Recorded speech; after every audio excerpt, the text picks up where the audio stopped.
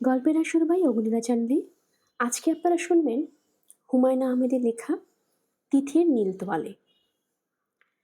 আজ এর প্রথম পর্ব। মেজাজ খারাপ করার মতো পরপর কয়েকটা ঘটনা ঘটে গেছে। জাফর সাহেবের প্রেশারে সমস্যা আছে। মেজাজ খারাপ হলে প্রেশার দ্রুত ওঠানামা করে, চট করে মাথা ধরে যায়, ঘাড় ব্যথা করতে থাকে এবং মুখে থুতু জমতে থাকে। এর কোনোটি ভালো লক্ষণ নয়। 50 পার হবার পর লক্ষণ বিচার করে চলতে হয়। তার বয়স ৫৫। তিনি লক্ষণ বিচার করে চলার মনে প্রাণে চেষ্টা করেন কিছুতে যেন মেজাজ না বিগড়ে যায়। এটা প্রায় কখনোই সম্ভব হয় না। অফিস থেকে ফেরার পর ৩টা ঘটনা ঘটল মেজাজ খারাপ করার মতো। ইলেকট্রিসিটি না থাকায় লিফট বন্ধ ছিল। ৮তলা পর্যন্ত হেঁটে ওঠার পর কারেন্ট চলে এলো, লিফট ওঠানামা শুরু করলো। পত্রিকা চেয়েছিলেন, সকালবেলা তাড়াহুড়োয় ভালো মতো পড়া হয়নি। তাকে ভেতরে একটা পাতা দেওয়া হলো, বাইরের পাতাটা নাকি পাওয়া যাচ্ছে না।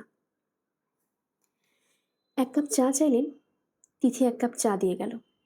চুমুক দিতে গিয়ে দেখেন স্বর ভাসছে। তিনি বললেন, স্বর ভাসছে কেন?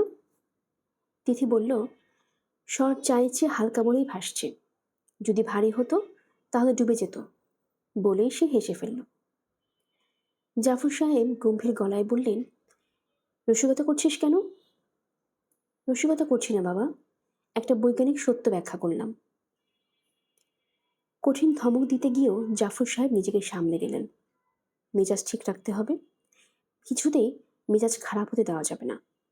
মেজাজের জন্য শুধু তার নিজের যে সমস্যা হচ্ছে তাই না, পারিবারিক সমস্যাও হচ্ছে। গত 4 দিন ধরে এই ফ্ল্যাট বাড়িতে শুধু তিনি এবং তিথি আছেন।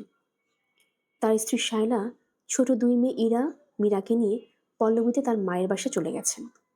যাবার আগে কঠিন গলায় বলেছেন, তুমি তোমার মেজাজ নিয়ে থাকো, আমি চললাম।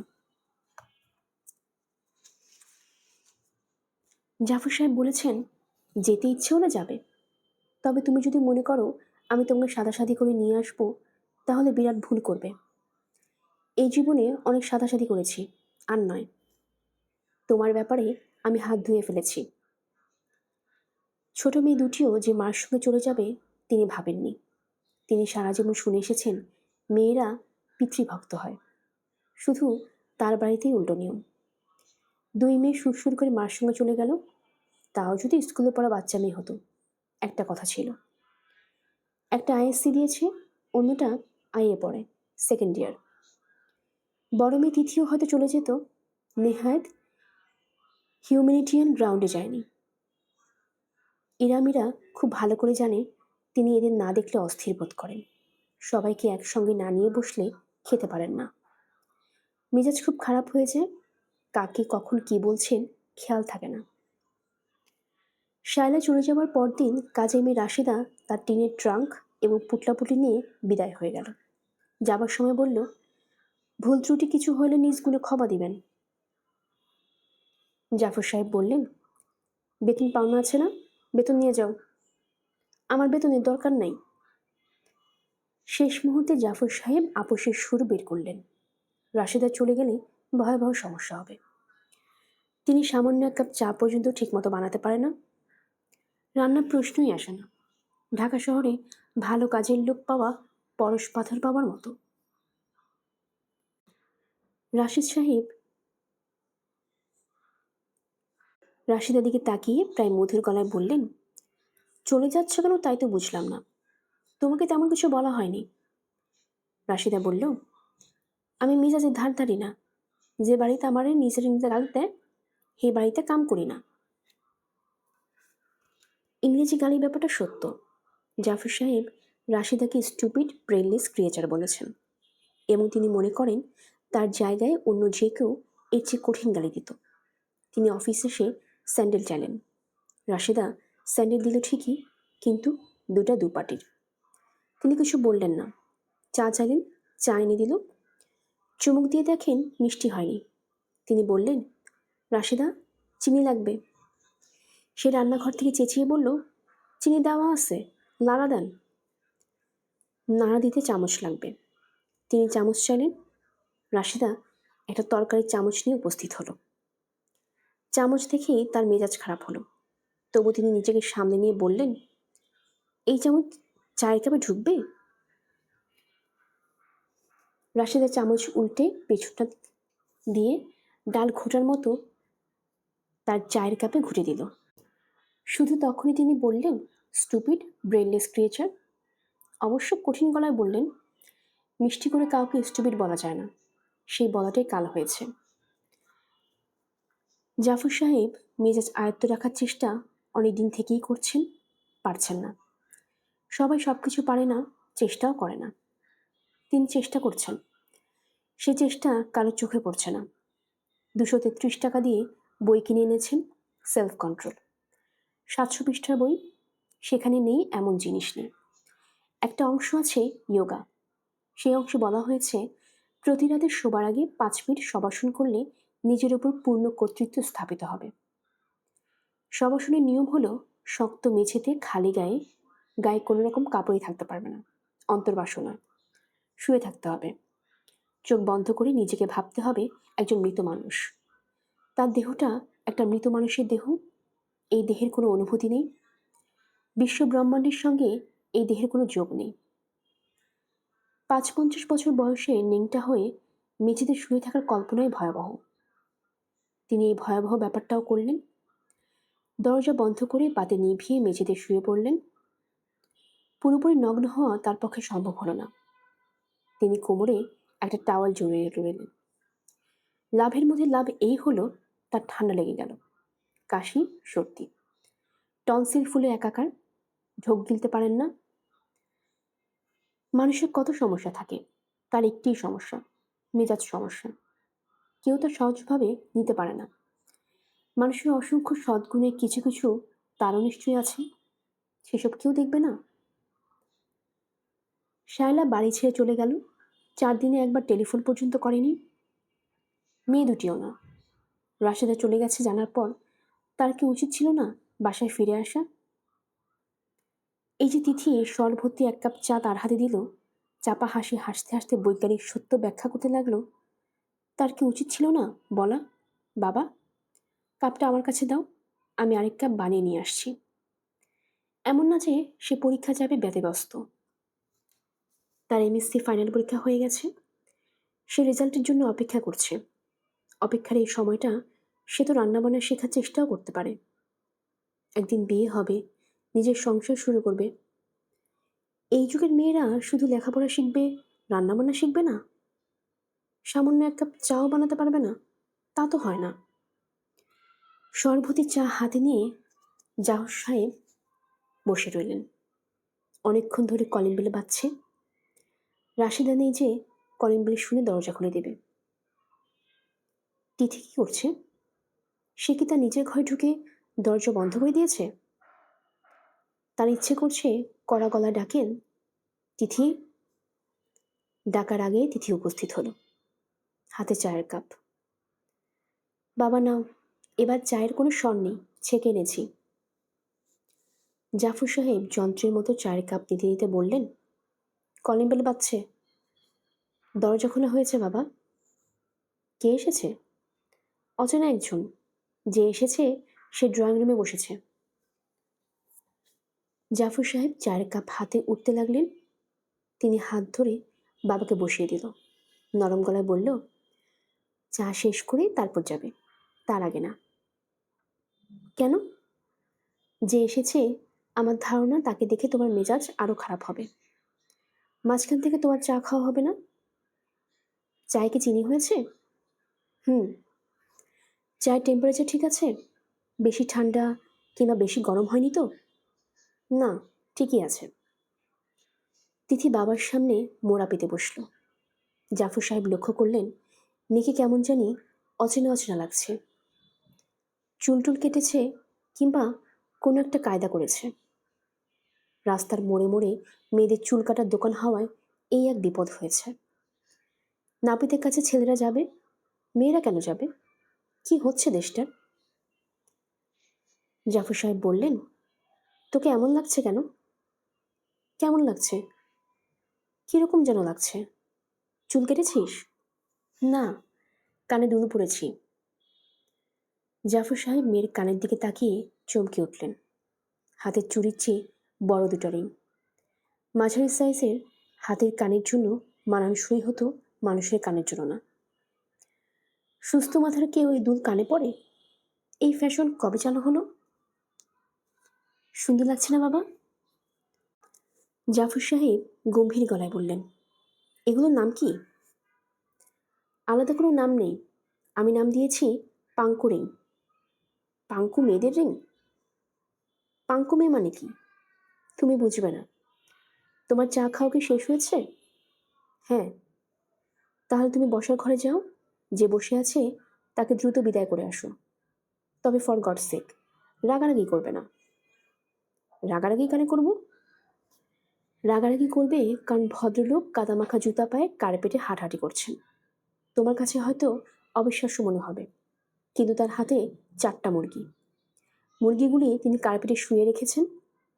আমার মনে হয় তার ইতিমধ্যে কার্পেট নোংরা করে ফেলেছে, কারণ মুরগিগুলো তো আর জানে না আমরা নতুন কার্পেট কিনেছি।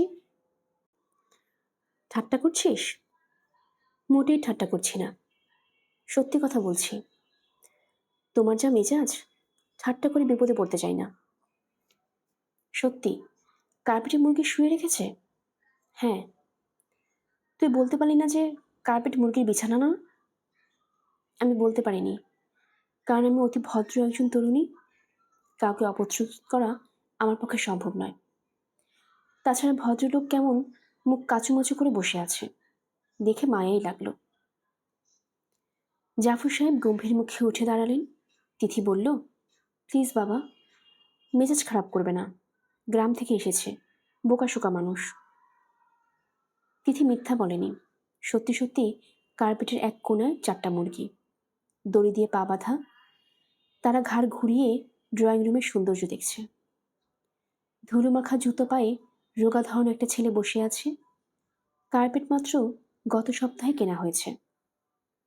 জুট কার্পেট না কিনে তিনি প্রায় 4 গুণ দাম দিয়ে সিনথেটিক শ্যাক কার্পেট কিনেছেন। সেখানে কেউ যদি কাদামাখা জুতা পায়ে সোফায় বসে থাকে কেমন লাগে? জাফর সাহেব রুক্ষ গলায় বললেন। কি ব্যাপার? ছেলেটা লাফ দিয়ে উঠে দাঁড়ালো। গায়ে খয়েরি রঙের চাদর, গলায় টকটকে লাল রঙের মাফলার। চোখে সানগ্লাস থাকলে 16 কলা পূর্ণ হতো। বুক পকেটে আছে নিশ্চয়ই। এদের আর কিছু থাকুক আর না থাকুক, সানগ্লাস থাকে। জাফর সাহেবের অনুমান মিথ্যা হলো না। সে পা ছুঁয়ে সালাম করবার জন্য নিচু হতেই বুক পকেট থেকে এক গাদা ভাঙতি পয়সা, চাবির রিং এবং একটা সানগ্লাস পড়ে গেল। জাফর সাহেব থমথমে গলায় বললেন, তুমি কে? আমার নাম জামান, নুরুজ্জামান। ভালো কথা। ব্যাপারটা কি? মুরগি তুমি এনেছ? জি। আমার বাড়ি অতিথিপুর, ঢাকায় একটা কাজে এসেছি। আপনার আব্বা মুরগি দিয়ে দিলেন, বললেন নিয়ে যাও। নুরুজ্জামান দাঁত বের করে হাসছে, পান খাওয়া লাল দাঁত। জাফর সাহেবের ইচ্ছে হচ্ছে ধমক দিয়ে ছোকরার হাসি বন্ধ করেন। এত দূর থেকে মুরগি আনার দরকার কি? ঢাকায় কি মুরগি পাওয়া যায় না? উনি আপনাকে একটা চিঠি দিয়েছেন। দেখি চিঠি। জাফর সাহেব চিঠি নিলেন। তার মেজাজ আরো খারাপ হলো। চিঠি একটি ব্যক্তিগত ব্যাপার, খামে বন্ধ করে যার চিঠি তার কাছে দিতে হয়। এই সামান্য ব্যাপারও তার বাবার মাথায় এখনো ঢুকছে না। কারণটা কি? মস্তিষ্ক বিকৃতি শুরু হলো নাকি? জাফর সাহেব ভ্রু কুচকে অতি দ্রুত চিঠির উপর দিয়ে চোখ বুলিয়ে গেলেন। বাবা জাফর, দোয়া নিও। নুরুজ্জামানের সঙ্গে কয়েকটা মুরগি এবং কিছু ডিম পাঠালাম। ঢাকায় নুরুজ্জামানের কিছু কাজ আছে, তাকে সাহায্য করবে। সে কয়েকদিন থাকবে। তোমার বাসাতেই রাখার ব্যবস্থা করো। দরিদ্র ছেলে, ঢাকায় আত্মীয়স্বজনও নেই। বৌমার চিঠিতে জানলাম তোমার প্রেশারের সমস্যা হয়েছে। আধুনিক জীবনযাপনের এই হলো ফল। পাখির মতো আহার করবে, গাড়ি করে অফিসে গিয়ে কিছু কাগজপত্র সই করে ফিরে আসবে। খানিকক্ষণ টিভি দেখে স্লিপিং পিল খেয়ে ঘুমিয়ে পড়লে প্রেশার তো হবেই। আমার এত বয়স হলো, এখনো তো এই জাতীয় কোনো সমস্যা হয়নি। শুনলাম আজকাল তুমি অল্পতেই হইচই চেঁচামেচি করো। এটাও তো ভালো কথা না। চিঠি আর পড়তে ইচ্ছে করছে না। চিঠি মানেই উপদেশ। ৫-৫০ বছরের ছেলেকে এত উপদেশ দেওয়া যায় না। এটা ওনাকে কে বুঝিয়ে দেবে? জাফর সাহেব নুরুজ্জামানের দিকে তাকালেন। সে এখনো দাঁড়িয়ে আছে, ধপ করে সোফায় বসে পড়েনি। যাক, এইটুকু ভদ্রতা তাহলে আছে। নুরুজ্জামান হড়বড় করে বলল, ১৮টার ডিম দিয়েছিলেন, এখন ১৭টা আছে, একটা ভেঙে গেছে। জাফর সাহেব লক্ষ্য করলেন সোফার এক কোনায় ডিমের পুঁটলি। ভাঙা ডিম থেকে হলুদ রস বের হয়ে সোফায় নিশ্চয়ই লেগেছে। ঢাকায় কতদিন থাকবে? কিছুদিন থাকতে হবে স্যার। কিছুদিন মানে কতদিন? B specific. ৪-৫ দিন। এটা হচ্ছে ফ্ল্যাট বাড়ি। আমার স্ত্রী বর্তমানে বাসায় নেই, কাজের লোকও নেই। এখানে থাকলে তোমার সমস্যা হবে। নুরুজ্জামান হাসি মুখে বলল, আমার কোনো অসুবিধা নেই স্যার। প্রয়োজনে কার্পেটে শুয়ে থাকব, নরম কার্পেট। এই কার্পেট শোয়ার জন্য না। ভালো কথা, জুতা পরে এই কার্পেটে উঠবে না। তুমি করো কি? আমি অতিথপুর গার্লস হাই স্কুলে হেডমাস্টার। জাফর সাহেব বিস্মিত হলেন। ২১-২২-এর মতো বয়স বলে মনে হচ্ছে। এই ছেলে হেডমাস্টার? তার মানে কি? তিনি বললেন, অতিথপুরে মেয়েদের হাই স্কুল আছে নাকি? এখনো স্কুল হয় নাই, শুধু জমি পাওয়া গেছে। মেয়েদের স্কুলের জন্য একজন ৫০ ডেসিমেল জমি দান করেছে।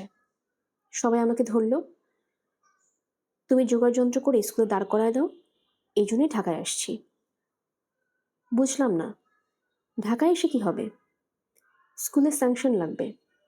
স্কুল ঘর তোলার জন্যে সাহায্য যদি কিছু পাওয়া যায়। শিক্ষামন্ত্রীর সঙ্গে একটু দেখা করব। জাফর সাহেব বিরক্ত হয়ে বললেন, তুমি যেভাবে কথা বলছো তাতে মনে হয় শিক্ষামন্ত্রী তোমার সঙ্গে দেখা করার জন্য ব্যাকুল হয়ে অপেক্ষা করছেন। আপনি একটু চেষ্টা চরিত্র করলে। আমি চেষ্টা করলেও কিছু হবে না। শিক্ষামন্ত্রী কোনো বাড়ির কাছে ব্যাপার না। মন্ত্রীতে কোনো দায় পড়েনি অতিথপুরের নুরুজ্জামানের সঙ্গে দেখা করার। তাদের আরও কাজ আছে, বুঝতে পেরেছ? জি স্যার। আমার মনে হয় তোমার যা করা উচিত তা হলো স্থানীয় এমপির সঙ্গে যোগাযোগ করা। মন্ত্রী অনেক বড় ব্যাপার। তবু আসলাম যখন, একটু চেষ্টা করে দেখি। জাফর সাহেব বললেন, তোমার পড়াশোনা কত দূর? বিএ পাশ করেছি, গৌরীপুর কলেজ। এমএ পাশ করার ইচ্ছা ছিল, টাকা পয়সা জোগাড় করতে পারলাম না। মানুষের সব ইচ্ছা তো আর। নুরুজ্জামান কথা শেষ করল না, সোফায় বসে জুতা খুলতে লাগলো। জুতা জোড়া রেখে এলো কার্পেটের বাইরে। অর্থাৎ এটা মোটামুটি নিশ্চিত যে সেখানে কিছুদিন থাকবে। টকটকে লাল রঙের মোজা দেখা যাচ্ছে। কোনো সুস্থ মাথার লোক এরকম মোজা পরে? নতুন মোজা, এক কোনায় এখনো লেবেল লাগানো। লেবেল খুলেনি, কিংবা কে জানে, এরা হয়তো লেবেল খুলে না। সে এখন হ্যান্ডব্যাগের চেইন খুলছে। জাফর সাহেব মনে মনে বললেন, গাধা। বসার ঘর থেকে বের হয়ে এলেন। গাধাটা এখন নিশ্চয়ই লুঙ্গি বের করে পরে ফেলবে, সোফার টেবিলে পা তুলে নখ কাটবে। পকেটের ভাগদি পয়সার সঙ্গে একটা নেল কাটারও কার্পেটে পড়েছে। এই জাতীয় লোকজন কোনো কাজকর্ম না থাকলে বসে বসে নখ কাটে। সে কাটা নখ অ্যাস্ট্রেতে জমা করে রাখে। তিথি বলল, কি হলো বাবা? মুখ দেখে মনে হচ্ছে ভয়াবহ কিছু ঘটে গেছে। ভদ্রলোক কিছুদিন এখানে থাকবেন, তাই না? হুম। গেস্ট রুম দেখিয়ে দেব? দেখিয়ে দে। রাতে ভাত খাবে? খাবে তো বটেই। দুজনের মতো ভাত আছে, আবার চড়াতে হবে। জাফর সাহেব বললেন, আমি ভাত খাবো না, ওই গাধাটাকে খাইয়ে দে। গাধা বলছো কেন? শিক্ষামন্ত্রীর সঙ্গে দেখা করতে এসেছে। স্কুল স্যাংশন করিয়ে সে গ্রামে মেয়েদের হাই স্কুল দিবে। সে নাকি হাই স্কুল হেডমাস্টার। তুমি বেশি রেগে যাচ্ছ বাবা। এসো, তুমি তোমার ঘরে শুয়ে থাকো, শুয়ে শুয়ে তোমার সেলফ কন্ট্রোল বইটা পড়ো। তোর মা টেলিফোন করেছিল? না। আমি টেলিফোন করব? কোনো দরকার নেই। Let them go to hell. তোর মার ব্যাপারে আমি হাত ধুয়ে ফেলেছি। আমার কি মনে হয় জানো বাবা? আমার মনে হয় তোমারই উচিত মাকে টেলিফোন করা। রাগারাগি তুমি করেছ, মা করেনি। টেলিফোন করে কি বলবো? I am sorry?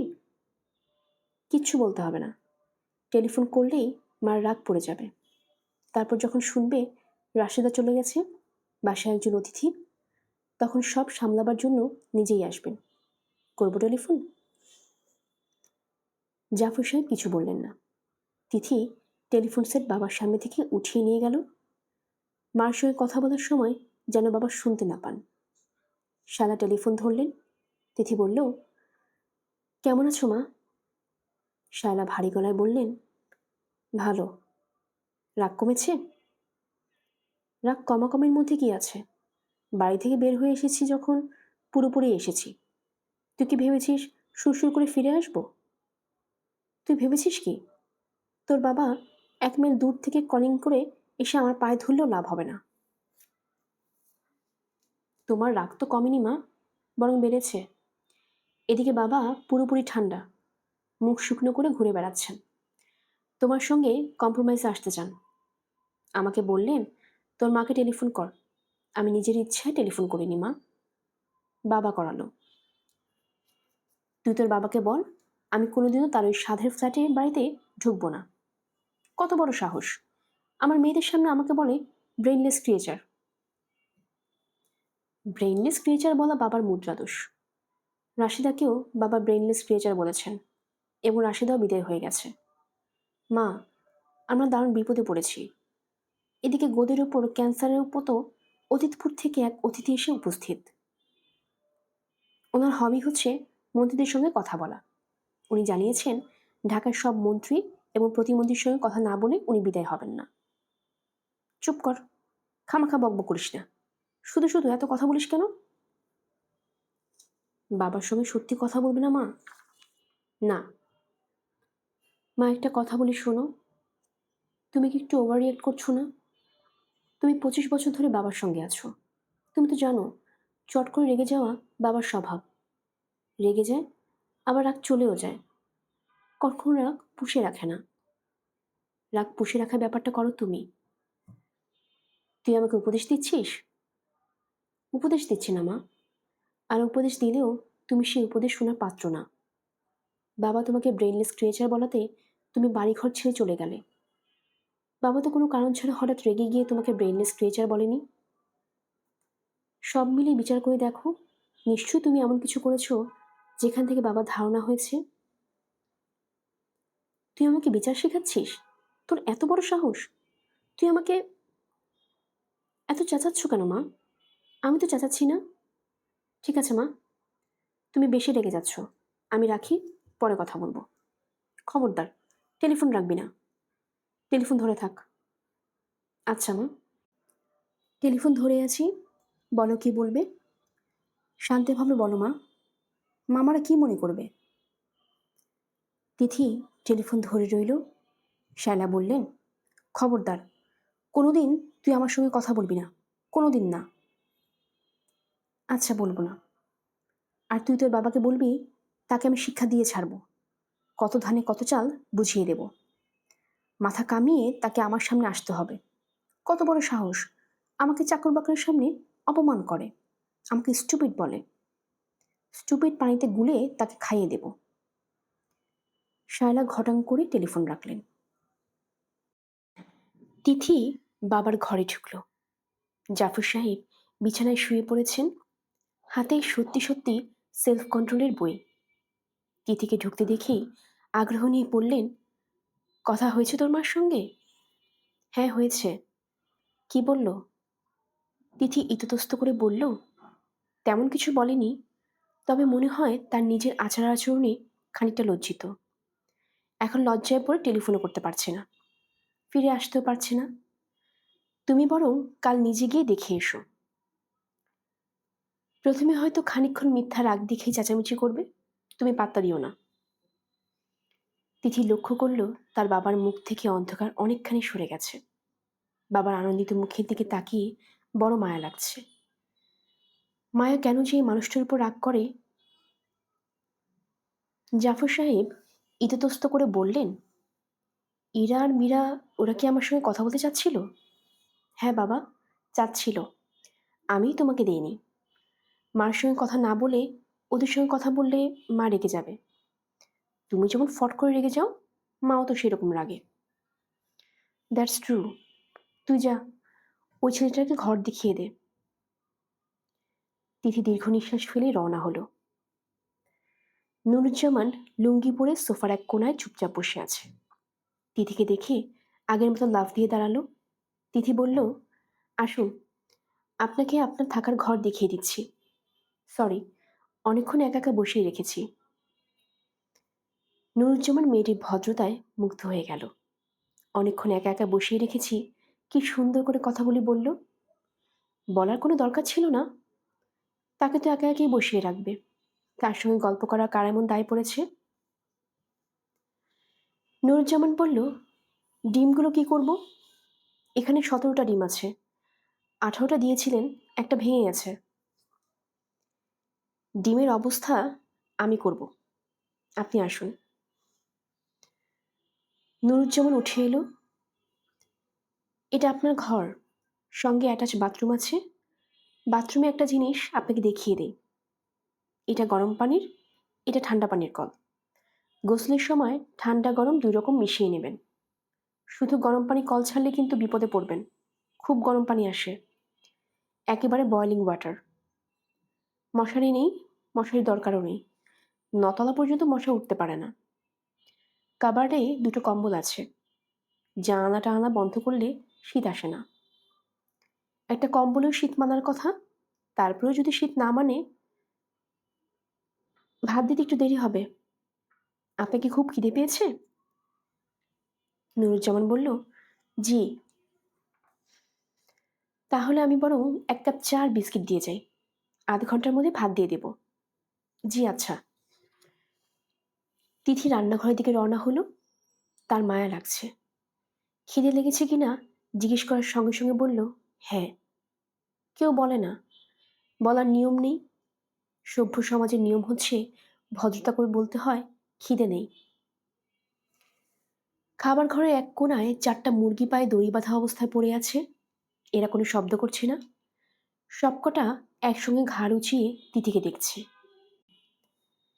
তিথির মনে হলো মুরগিগুলি খুব অবাক হচ্ছে। এতদিন তারা গ্রামের ঝোপে ঝাড়ে ঘুরে বেরিয়েছে, আজ হঠাৎ 9তলা ফ্ল্যাটে। তাদের পায়ের নিচে মাটি নেই, আছে শ্যাক কার্পেট। তিথি প্লাস্টিকের একটা বাটিতে খানিকটা পানি এগিয়ে দিল। 4জনই ঝাঁপিয়ে পড়ল পানির বাটির ওপর। আহা বেচারারা, তৃষ্ণায় নিশ্চয়ই এদের বুক ফেটে যাচ্ছিল, মুখ ফুটে বলতে পারছিল না। তিথি খানিকটা চাল এনে দিল। খুঁটে খুঁটে চাল খাচ্ছে। পা একসঙ্গে বাঁধা থাকায় আরাম করে খেতেও পারছে না। আহা বেচারারা, আহা। নিন, চা নিন। নুরুজ্জামান উঠে দাঁড়িয়ে চায়ের কাপ হাতে নিল। ঘরে বিস্কিট নেই, 1 স্লাইস রুটি মাখন লাগিয়ে এনেছি। চা খেয়ে একটা কাজ করে দেবেন? নুরুজ্জামান বিস্মিত হয়ে বলল, কি কাজ?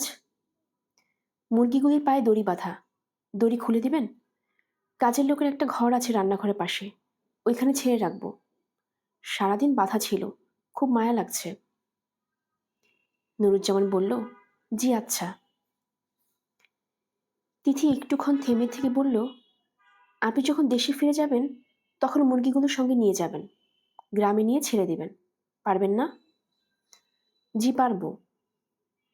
তিথি কৈফিয়ত দেবার ভঙ্গিতে বলল, ওরা ঘাড় ঘুরিয়ে ঘুরিয়ে আমাকে দেখছিল, পানি দিলাম, এত আগ্রহ করে পানি খাচ্ছিল, মায়া পড়ে গেছে। নুরুজ্জামান বিস্মিত হয়ে তাকিয়ে আছে। কি অদ্ভুত কথা বলছে এই মেয়ে। একটা মানুষকে একা একা খেতে দেওয়া যায় না, আবার নিতান্ত অপরিচিত একজন মানুষকে ভাত বেড়ে দিয়ে বসেও থাকা যায় না। তিথি টেবিলে ভাত বাড়ছে। জাফর সাহেব জানিয়েছেন তিনি রাতে ভাত খাবেন না। 1 গ্লাস লেবুর শরবত খাবেন। ঘরে লেবু নেই, লেবু ছাড়া লেবুর শরবত বানাতে হবে। তিথির ধারণা তার বাবা লেবু নেই কেন এই নিয়েও খানিকক্ষণ হইচই করবেন। তার নিজেরও খিদে লেগেছে। লোকটি খাওয়া শেষ হবার পরেই তার খাওয়ার প্রশ্ন আসে। সে কতক্ষণ ধরে খাবে কে জানে। গ্রামের মানুষ বেশি খায়, কিন্তু সেই বেশি খাওয়াটা দ্রুত খায় না ধীরে ধীরে খায় তা তার জানা নেই। নুরুজ্জামান ইতিমধ্যেই লুঙ্গি পরে মোটামুটি ঘরোয়া ভাব ধরে ফেলেছে। লুঙ্গি সাদা হলেও গায়ের গেঞ্জিটা গাঢ় নীল। চুলে তেল দেওয়ায় মাথায় চকচক করছে। সে খুব সহজ ভঙ্গিতে টেবিলে খেতে বসল। তিথির দিকে তাকিয়ে বলল, কাঁটা চামচ দিয়ে খাওয়ার অভ্যাস নেই। তিথি বলল, আপনাকে কাঁটা চামচ দেওয়া হয়নি, হাত দিয়েই খাবেন। হাত ধোয়ার পানি? আসুন বেসিন দেখিয়ে দিই। বেসিনে হাত ধুয়ে নিন, হাত ধুয়ে খেতে শুরু করুন। আমি বাবাকে 1 গ্লাস শরবত বানিয়ে দিয়ে আসি। একা একা খেতে আপনার অসুবিধা হবে না তো? জি না, অসুবিধা কি? নুরুজ্জামান তিথির ভদ্রতায় আরেকবার মুগ্ধ হল। জাফর সাহেব ভ্রু কুঁচকে বললেন, লেবুর শরবত দিতে বললাম, লেবু কোথায়? লেবু নেই বাবা। থাকবে না কেন? নিশ্চয়ই আছে, ভালো মতো খুঁজে দেখ। খুঁজে যদি লেবু পাওয়াও যায় তোমাকে দেওয়া হবে না। রাতে লেবু খাওয়া ঠিক না, পেটে অ্যাসিডিটি হয়। তোমার এই বয়সে পেটে অ্যাসিডিটি হওয়া ঠিক না। পেটে গ্যাস হবে, সেই গ্যাস ফুসফুসে চাপ দেবে, অক্সিজেন ফুসফুসে আসতে দেবে না, ফলে ব্রেইন অক্সিজেনের অভাবে হবে, মাথা ঘুরতে থাকবে, একসময় দেখা যাবে পালস পাওয়া যাচ্ছে না। জাফর সাহেব অবাক হয়ে মেয়ের দিকে তাকিয়ে রইলেন। আমার কথা তোমার বিশ্বাস হচ্ছে না বাবা? হচ্ছে। তাহলে এইভাবে তাকিয়ে আছো কেন? শরবত খাও। তিনি এক চুমুকে গ্লাস শেষ করলেন। তিথিকে গ্লাস ফিরিয়ে দিতে দিতে বললেন, গাধাটা খেয়েছে? খেতে বসেছে। তুই খেয়েছিস? না, ওনার খাওয়া হলেই খেতে বসবো। অবশ্য খিদে মরে গেছে, খেতে ইচ্ছাও করছে না। একা একা খেতে ভালোও লাগে না। তুই খেতে বসার সময় আমাকে ডাকবি, আমি বসবো তোর সঙ্গে। আমার সঙ্গে তোমার বসতে হবে না, তোমার ঘুম পেয়েছে, তুমি ঘুমিয়ে পড়ো। নুরুজ্জামান হাত গুটিয়ে বসে আছে, এখনো খেতে শুরু করেনি। তিথি অবাক হয়ে বলল, খাচ্ছেন না কেন? নিমক নাই, নিমকের জন্য বসে আছি। তিথি রান্নাঘর থেকে লবণের বাটি এনে দিল। লবণকে নিমক বলার অর্থ তার কাছে পরিষ্কার হচ্ছে না। পাতে খাবার লবণকে সম্মান দেখিয়ে নিমক বলা হয় কি? অনেকে যেমন দই বলে না, বলে দধি। বড় সাইজের রুই মাছকে রুই মাছ বলে না রুহিত মাছ। তিথি টেবিলের জন্য অন্য প্রান্তে বসেছে। নুরুজ্জামানের নিমক খাওয়া বেশ আগ্রহ নিয়ে দেখছে। খানিকটা লবণ প্লেটের এক কোনায় নিল, খানিকটা নিল তর্জনীর মাথায়। সে নিমক জিভে ছুঁয়ে চোখ বন্ধ করে বিড়বিড় করে কি যেন বলল। কোনো দোয়া হবে। একজন মানুষের সামনে চুপচাপ বসে থাকা যায় না। তিথি বলল, ঢাকায় কদিন থাকবেন? মিনিস্টার সাহেবের সঙ্গে সাক্ষাৎ করব, তারপর একটু অন্য কাজও আছে। আর কি কাজ?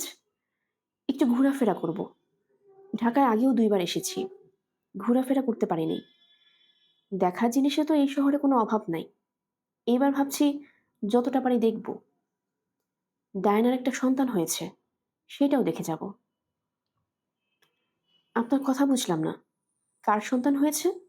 ডায়ানার। ডায়ানাটা কি? চিড়িয়াখানায় যে মেয়ে জলহস্তি আছে তার নাম ডায়ানা। খবরের কাগজে দেখেছি ডায়ানার একটা পুত্র সন্তান হয়েছে, আগে একটা কন্যা হয়েছিল। ও আচ্ছা, আপনি তাহলে চিড়িয়াখানা, শিশু পার্ক এসব ঘুরে ঘুরে দেখবেন? শিশু পার্ক দেখব না, গতবার দেখে গেছি, বড় ভালো লেগেছিল। ভালো ভালো জিনিস তো বারবার দেখা যায়। তাও ঠিক। খেতে পারছেন তো? জি পারছি, পারবো না কেন? গ্রাম দেশে এত পদ দিয়ে কখনোই খাই না। 2টা পদ থাকে, তরকারি, ডাল, কোনো কোনো দিন ভাজি আর ডাল। ঢাকার কাজকর্ম সারতে আপনার তাহলে কিছু সময় লাগবে? জি লাগবে। আমাদের এলাকায় একজন লোক আছে, টেলিভিশনে কাজ করে। ওনার সাথেও একটু দেখা করব। ওনার ঠিকানা আনতে আবার ভুলে গেছি। এই নিয়ে একটু দুশ্চিন্তাগ্রস্ত।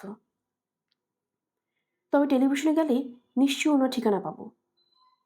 হ্যাঁ, পাবেন। উনি বলেছিলেন ঢাকায় আসলে যেন তার সঙ্গে দেখা করি। পারলে আমাকে একটা সুযোগ করে দিবেন বলেছিলেন। তিথি বিস্মিত হয়ে বলল, কিসের সুযোগ? নুরুজ্জামান সহজ গলায় বলল, আমি পাতার বাঁশি বাজাতে পারি। উনি শুনে খুব খুশি হয়েছিলেন। তখন ঠিকানা দিয়ে বলেছিলেন, বাচ্চু মিয়া ঢাকায় আসলে দেখা করবেন। আমার ডাকনাম বাচ্চু। আপনি তাহলে একজন পাতাবাদক? ভালো ভালো, একদিন শোনাবো আপনাকে। পাতা পাওয়া গেলে হয়, সব পাতায় আবার সুর ওঠে না। শহর বন্দর জায়গায় পাতা পাওয়া মুশকিল। আশেপাশে অশ্বত্থ গাছ আছে? জানি না আছে কিনা। আম গাছের পাতা দিয়েও হয়, খুব ভালো হয় না। দেখি, অশ্বত্থের পাতা জোগাড় করব। আছে নিশ্চয়ই, এত বড় শহর, থাকার তো কথা। তিথি বলল, আপনাকে এত কষ্ট করার দরকার নেই। যদি গ্রামে কখনো যাই তখন শোনাবেন। আর আপনারা কি কখনো গ্রামে যাবেন? আপনারা হয়েছেন শহরবাসী। শহরের নেশা একবার লেগে গেলে গ্রাম ভালো লাগে না।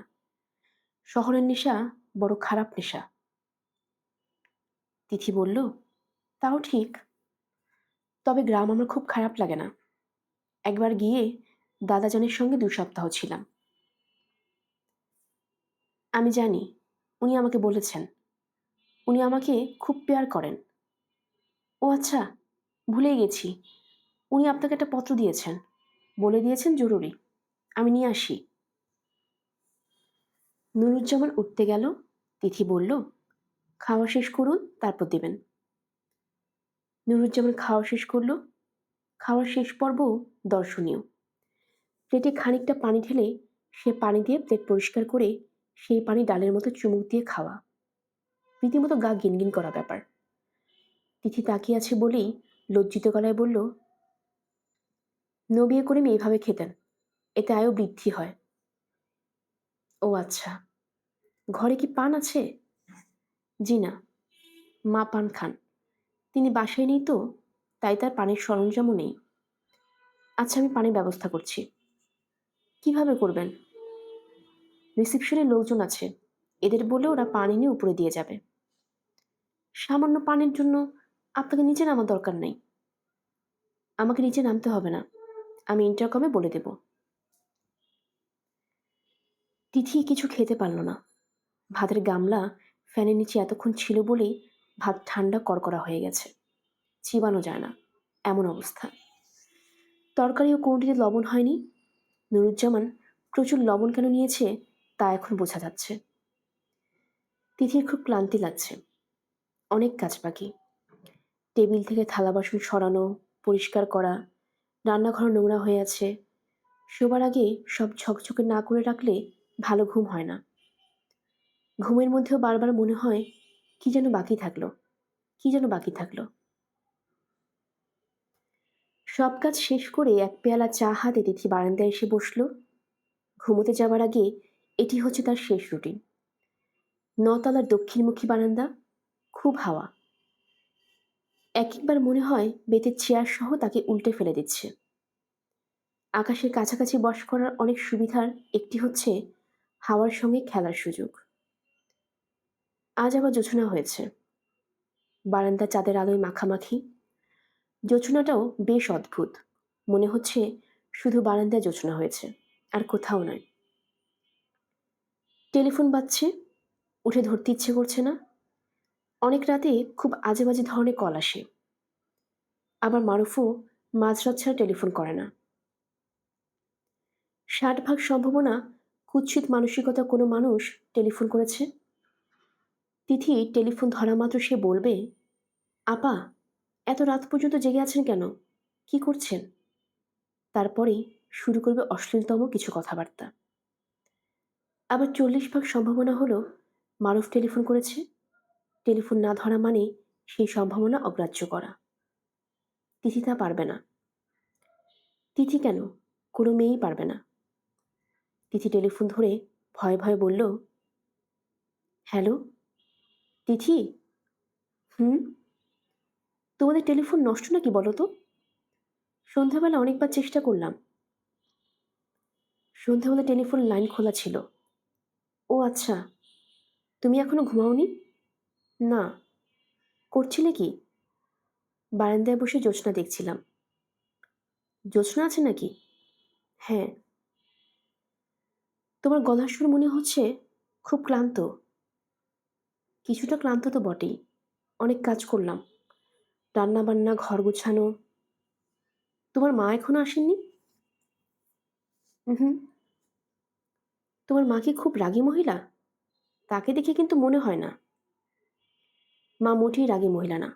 তার সব রাগ শুধু বাবার ওপর, আর কারো উপর তার কোনো রাগ নেই। তোমার মার প্রসঙ্গে কথা বলায় তুমি আমার রাগ করনি তো? না, আমার সবচেয়ে ভালো গুণ হলো আমি কখনো রাগ করি না। কারো উপর তোমার রাগ হয় না? হয়, তবে আমার একটা টেকনিক আছে। ওই টেকনিক ব্যবহার করে রাগটাকে অভিমানে নিয়ে যাই। তারপর খানিকক্ষণ কাঁদি, অভিমান দূর হয়ে যায়। তুমি দেখি একবারে বইয়ের ভাষায় কথা বলছো। সত্যি কি এরকম করো? হ্যাঁ, করি। কিভাবে কাঁদো? ভেউ ভেউ করে, না নিঃশব্দ কান্না? ছোটবেলায় ভেউ ভেউ করেই কাঁদতাম। এখন নিঃশব্দে কাঁদতে চেষ্টা করি। পারি না। কি করি জানো? বাথরুমে ঢুকে যাই। আমার একটা খুব নরম নীল রঙের তোয়ালে আছে। ওই তোয়ালেতে মুখ ঢেকে কাঁদি, যাতে কান্নার শব্দ কেউ শুনতে না পারে। পানির ট্যাপ ছেড়ে রাখলেই হয়। পানি পড়ার শব্দে কান্নার শব্দ ঢাকা পড়ার কথা। তিথি হাসতে হাসতে বলল, আমার হচ্ছে নীল তোয়ালে টেকনিক। সবার টেকনিক তো একরকম না। তোমার কি ঘুম পাচ্ছে তিথি? না। সারা রাত কথা বলতে পারবে? অন্য কারোর সঙ্গে পারবো না, তবে তোমার সঙ্গে পারবো। বেশ, আজ তাহলে সারা রাত কথা বলবো। কত মানুষ কত ধরনের রেকর্ড করে। আমরা সারা রাত ননস্টপ কথা বলে রেকর্ড করব। রাজি আছো? আছি। বেশ, তাহলে শুরু করা যাক। প্রথম বাক্যটি কি আমি বলবো? বলো। তুমি এত ভালো কেন তিথি? তিথির চোখে পানি এসে গেল। টেলিফোনে এই এক সুবিধা, কথা বলতে বলতে চোখে পানি এসে গেলেও ওপাশে মানুষটা বুঝতে পারবে না। হ্যালো তিথি। হ্যালো, আমার কথা শুনতে পাচ্ছ? হ্যালো। তিথি বলল, শুনতে পাচ্ছি। হ্যালো। হ্যালো তিথি। হ্যালো। আমি তো তোমার কথা শুনতে পাচ্ছি, পরিষ্কার শুনতে পাচ্ছি। তিথি। তিথি। ওপাশ থেকে অনেকক্ষণ হ্যালো হ্যালো শোনা গেল। টেলিফোনে খটাখট শব্দ হলো, তারপর পুরোপুরি নিঃশব্দ। নষ্ট টেলিফোন থেকে শো শো যে আওয়াজ হয়, তাও হচ্ছে না। তিথি আবারও বারান্দায় এলো। এখন আর চাঁদটা দেখা যাচ্ছে না। আর্কিটেক্ট বাড়ি ডিজাইন করার সময় পূর্ব পশ্চিম কত কিছু খেয়াল করেন। কোন দিকে রোদ আসবে, কোন দিকে আসবে না, সব তাদের নক্ষত্রপর্ণে। কিন্তু চাঁদের আলো সম্পর্কে তারা কিছু ভাবেন না কেন? চাঁদটা কি অনেক বেশি গুরুত্বপূর্ণ না? এমন একটা বারান্দা কি তারা বানাতে পারেন না, যেখানে যতক্ষণ চাঁদ থাকবে ততক্ষণ চাঁদের আলো থাকবে? তিথির হাই উঠছে। বিছানায় যেতেও ইচ্ছে করছে না। মনে হচ্ছে আজ রাতে তার ঘুম হবে না। তাকে জেগে থাকতে হবে। তিথি নিজের ঘরে ঢুকে দরজা বন্ধ করল। বাথরুমে গা ধুলো। শীত নেমে গেছে। পানি কনকনে ঠান্ডা। ইচ্ছা করলেই গরম পানি মিশিয়ে নিতে পারে। ইচ্ছে করছে না। শরীরে এক ধরনের যন্ত্রণা হচ্ছে। এই যন্ত্রণা দূর করতে ঠান্ডা পানি লাগবে। বিছানায় শুতে গিয়ে তার মনে হলো দাদা জানে চিঠিটা পড়া হয়নি। খাবার ঘরের টেবিলে চিঠিটা পড়ে আছে। চিঠি যদি প্রাণ থাকতো তাহলে সে নিশ্চয়ই বলতো, এই যে তিথি, এখনো তুমি আমাকে পড়ছো না কেন? এত কিসের অবহেলা? তিথির গায়ে নাইটি, এমন একটা স্বচ্ছ পোশাকে কি খাবার ঘরে যাওয়া ঠিক হবে? যদি হুট করে ওই লোকটা খাবার ঘরে ঢুকে পড়ে? এই পোশাকে তাকে দেখলে লোকটা কি ভাববে কে জানে। হয়তো তার ছোটখাটো একটা স্ট্রোক হয়ে যাবে। বসার ঘরে কেউ নেই। তিথি চিঠি নিয়ে শোবার ঘরে ঢুকে গেল। তিথির দাদাজান লিখেছেন, তিথি সোনামণি, বয়সের একটি পর্যায়ে মানুষ পরিত্যক্ত হয়। আমি সেই পর্যায়ে পৌঁছাইয়াছি। আমার সঙ্গ এখন সবার বিরক্তি উৎপাদন করে। নিজের পুত্রকন্যারাও এখন আর আমার পত্রের জবাব দেয় না। তাহারা পত্র পাঠ করে কিনা সেই বিষয়ে আজ আমার সন্দেহ হয়। তোমার বাবাকে গত 4 মাসে আমি মোট 6টি পত্র পাঠিয়েছি। সে একটুরও জবাব দেয় নাই। তোমার কথা স্বতন্ত্র। গত 4 মাসে তোমাকে আমি 3টি পত্র দিয়েছি। তুমি 3টির সে শুধু জবাব দিয়েছ তাই না, নিজ থেকে একটি পত্র লিখিয়াছ। তোমার পত্রগুলি বারবার করিয়া পড়িয়াছি এবং বড়ই তৃপ্তি লাভ করিয়াছি। তোমার পত্র পাঠে মনে হয় তুমি তোমার জীবন নিয়ে বড়ই চিন্তিত। এত চিন্তিত হওয়ার কিছু নাই। যাহা ঘটিবার তাহা ঘটিবে। আল্লাহ পাক মানুষকে সীমিত স্বাধীন সত্তা দিয়া পাঠাইয়াছেন। আমাদের কাজ করিতে হইবে এই সীমিত স্বাধীনতায়। মূল চাবিকাঠি তাহার হাতে। কাজেই এত চিন্তা করিয়া কি হইবে? যাহা হোক, আমি তোমাকে আধ্যাত্মবাদ শিখাইতে চাই না। সব কিছুরই একটা সময় আছে। আমি শুধু তোমাকে মন স্থির রাখিবার উপদেশ দিতেছি। মনকে কাটা কম্পাসের মতো হইতে হবে। কম্পাসের কাটা সাময়িকভাবে নাড়া খাইতে পারে, তবে তাহার দিক কিন্তু ঠিকই থাকে। এক্ষণে অন্য একটা বিষয়ের অবতারণা করিতেছি। নুরুজ্জামান ছেলেটিকে ভালো করিয়া লক্ষ্য করো। আমার অত্যন্ত পছন্দের ছেলে। তাহার কাজকর্ম নির্বোধের ন্যায়, তবে সে নির্বোধ নয়। তাহার মন কম্পাসের কাটার ন্যায় স্থির। এই সমাজে যাহা সচরাচর দেখা যায় না। তুমি গত চিঠিতে জানতে চাইয়াছিলে কোন ধরনের ছেলে তোমার বিবাহ করা উচিত। নুরুজ্জামান হচ্ছে সেই ধরনের ছেলে। আমার ধারণা নুরুজ্জামানের মতো কোনো একজনের সঙ্গে তোমার বিবাহের ফল অত্যন্ত শুভ হইবে। আমি সরাসরি নুরুজ্জামানের কথাও বলিতে পারিতাম, বলিলাম না কারণ তোমাদের বাস্তবতা আমি জানি। আমার পত্রপাঠে রাগ করিও না বা বিরক্ত হইও না। আমি যাহা ভালো বিবেচনা করিয়াছি তাহাই বলিয়াছি। বাকি চিঠি আর পড়তে ইচ্ছে করছে না। তিথি চিঠিটা দলা পাকিয়ে কাবারের দিকে ছুঁড়ে মারল। দাদাজানের বুদ্ধিশুদ্ধি কি পুরোপুরি গেছে? গল্পের আসর বাই অগ্নিলা চ্যানেলে আপনারা শুনছিলেন হুমায়ুন আহমেদের লেখা উপন্যাস তিথির নীল তোয়ালে। আজ ছিল এর প্রথম পর্ব। আমরা নিয়মিত গল্প পড়ে থাকি। আমাদের গল্প পাঠ আপনাদের কাছে ভালো লেগে থাকলে সাবস্ক্রাইব করে পাশে থাকবেন, নতুনদের জানিয়ে দেবেন। আমাদের গল্প পাঠ কেমন লাগলো অবশ্যই কমেন্ট করে জানাবেন। ধন্যবাদ, ভালো থাকবেন।